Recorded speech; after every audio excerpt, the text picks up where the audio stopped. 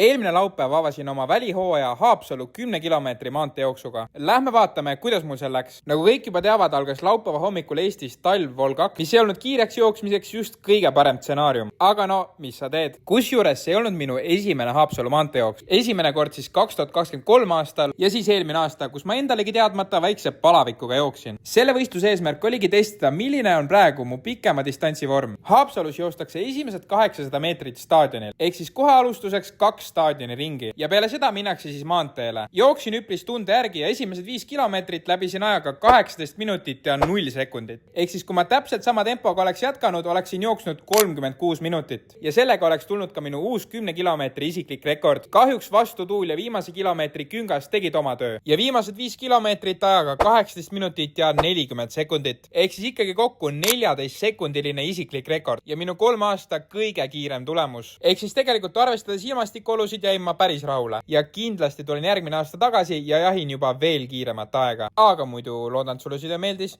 Kui sulle süda meeldis, pane like ja davai. Ciao!